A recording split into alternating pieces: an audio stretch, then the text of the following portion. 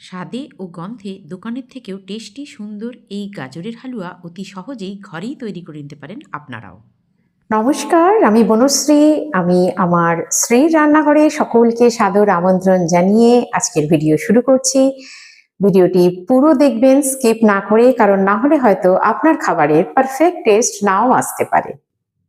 গাজরের হালুয়া বানানোর জন্য আমি এরকম একটু মোটা লাল দেখে যে গাজরগুলো হয় সেগুলো নিয়েছি।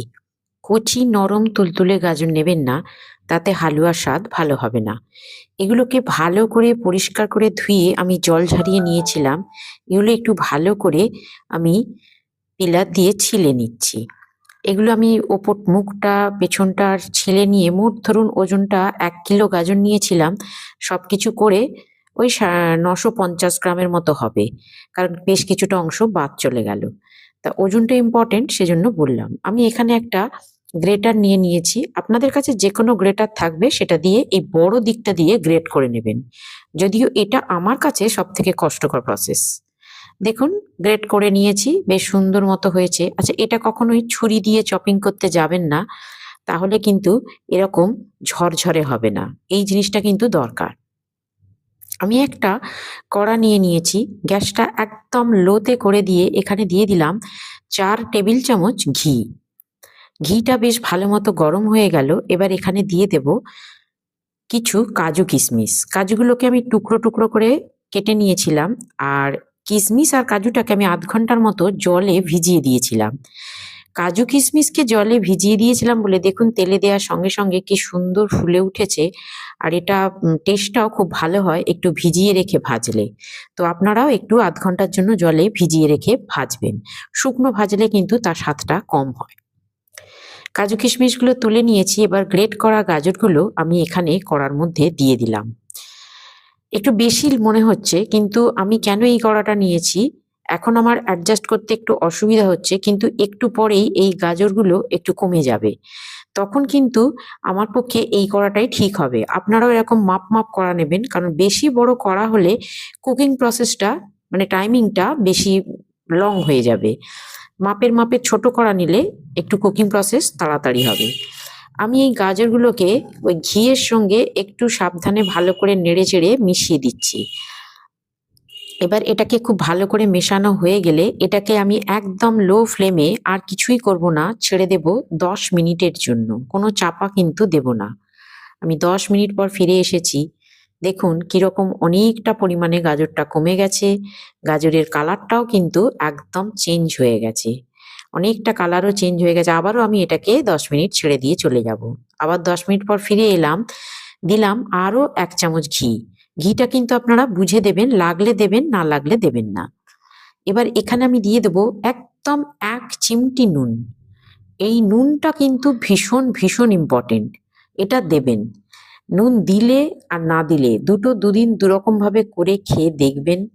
দুটোর মধ্যে কিন্তু স্বাদের একটা বড় তফাৎ হয়। আর হ্যাঁ, নুনটা কিন্তু মাথায় রাখবেন, দুটো আঙুলের মধ্যে যতটুকু ধরে, সোজা কথায় ১ চুটকি নুন। একটুও বেশি হওয়া যাবে না। কম হলে ক্ষতি নেই, কিন্তু বেশি হওয়া একদমই যাবে না। আবার এটাকে আমি এবার ৫ মিনিটের জন্য ছেড়ে দেব। আবার ৫ মিনিট পর ফিরে এসেছি। দেখুন আমার গাজরের কাঁচা গন্ধটা একদম চলে গেছে। একটু শুঁকে দেখে নেবেন অল্প তুলে। হ্যাঁ, গাজরের কাঁচা গন্ধটা একদম চলে গেছে। এবারে গাজরটাও বেশ আর্ধেকের বেশি কুক হয়ে গেছে। এখন আমি এখানে এই যে নরমাল কাপগুলো আমাদের প্রত্যেকের বাড়িতে থাকে, এই কাপের ১ কাপ মেপে চিনি দিলাম। ওজন হিসেবে ১৫০ গ্রাম। আরও ১ কাপ দিচ্ছি, এটাও ১৫০ গ্রাম।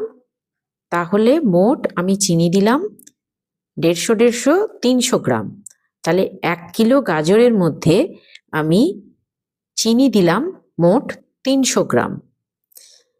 বুঝতে পেরেছেন আশা করি। ১ কিলো গাজরে আমি মোট চিনি দিলাম ৩০০ গ্রাম। যদি কাপ থাকে কাপ মেপে দেবেন, আর না হলে ওজন করে ৩০০ গ্রাম চিনি নেবেন। এই চিনিটাকে আমি ভালো করে গাজরের সঙ্গে মিশিয়ে দিচ্ছি। এইভাবে ভালো করে মিশিয়ে দিয়ে আমি এটাকে ৫ মিনিটের জন্য ছেড়ে দেব। আমি ৫ মিনিট পর ফিরে এসেছি। দেখুন আমার চিনিটা বেশ ভালো মতো গলে গেছে। আর চিনিটা গলে গেছে বলে একটা পাতলা শিরা বেরিয়েছে ওই চিনি থেকে, যেহেতু গরমে চিনিটা গলছে। এইটা কিন্তু জল জল ভাব নয়, ওই চিনিটা গলার জলটা। এটাকেও আমি একটু ভালো করে নেড়ে চেড়ে একটু 5 মিনিটের জন্য ছেড়ে দিয়ে যাব। দেখুন বেশ কতটা মতো জল বেরিয়েছে। এটা কিন্তু গাজরের জল নয়, গাজরকে কিন্তু নেড়ে চেড়ে আগেই শুকনো করে দিয়েছি, এটা চিনির রস বেরিয়েছে। এতে আর কিছু করবেন না, এমনি এভাবে ছেড়ে দিয়ে 5 মিনিটের জন্য আমি চলে যাব। আমি 5 মিনিট পর ফিরে এসেছি, দেখুন আমার রসটা পুরো টেনে নিয়েছে আর আমার গাজরও পুরোপুরি কুক হয়ে গেছে, অর্থাৎ চিনির রস গাজরের মধ্যে ঢুকে গিয়ে একদম পুরো কুক হয়ে গেছে। এবার আমি এখানে দিয়ে দেব ওই কাপেরই 1 কাপ মেপে গুঁড়ো দুধ, কিন্তু সবটা দিলাম না, অল্প দেব।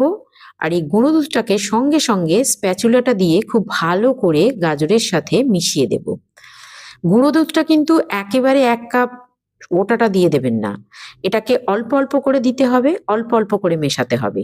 আর এই সময় কিন্তু আর ছেড়ে ছেড়ে যাওয়া যাবে না, মানে আগে যেমন আমি 5 মিনিট 2 মিনিট 10 মিনিট বলছিলাম ছেড়ে ছেড়ে যাচ্ছে, আর কিন্তু ছেড়ে যাওয়া যাবে না।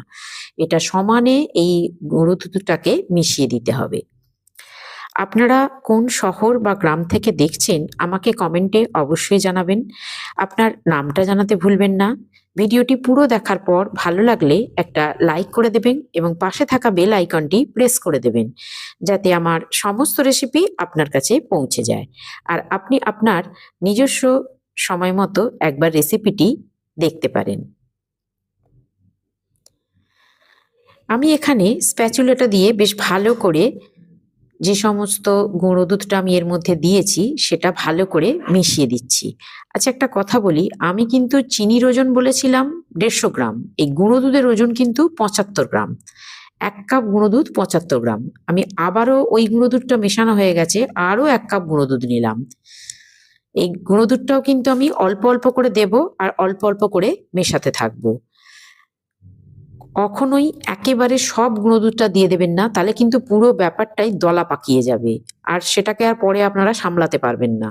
তাই অল্প অল্প করে গুঁড়ো দুধ দেবেন আর খুন্তি, স্প্যাচুলা, ডালকাটা, হাতা যা হোক কিছু দিয়ে বেশ ভালো করে গাজরের সঙ্গে অল্প অল্প করে মেশাতে থাকবেন।